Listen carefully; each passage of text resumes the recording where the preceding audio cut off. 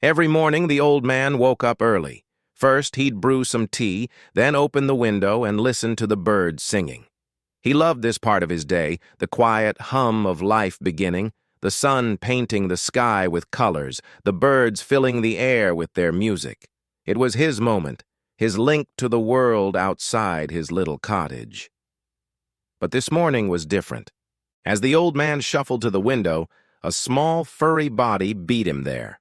Buddy, his dog, stood at the window, ears perked, eyes bright, watching the sparrows with an intensity that tugged at the old man's heart. The bird song was louder today, richer, as though the world itself was humming a special tune. The old man chuckled. "A concert just for us, eh, boy?" he said, his voice raspy with sleep and fondness. Buddy wagged his tail, taking a small step back from the window to nudge the old man's hand with his wet nose. Then he returned to the glass, his whole body vibrating with the music of the morning. The old man smiled. He poured 2 cups of tea, one for himself and one for Buddy, who sat patiently waiting. Then they sat together, the old man with his steaming cup, and Buddy with his bright, eager eyes, soaking in the music of the morning. For the old man, it wasn't just bird song.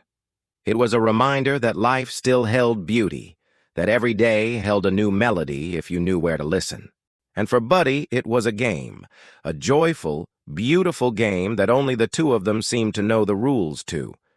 The old man would hum along with the birds, and Buddy would thump his tail against the floor, keeping time with the music.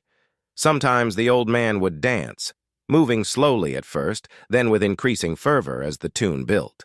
And Buddy would bark, a deep, resonant sound that echoed the old man's laughter. In their little cottage, surrounded by the music of the morning, they were young again, full of vigor and life.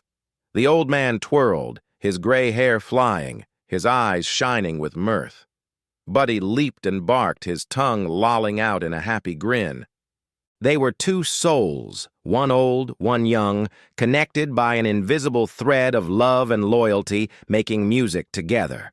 As the song reached its crescendo, so did their joy. The old man laughed, a deep, booming sound that shook the very foundation of the cottage. Buddy barked in response, his eyes shining with adoration for his human, his best friend in the whole wide world.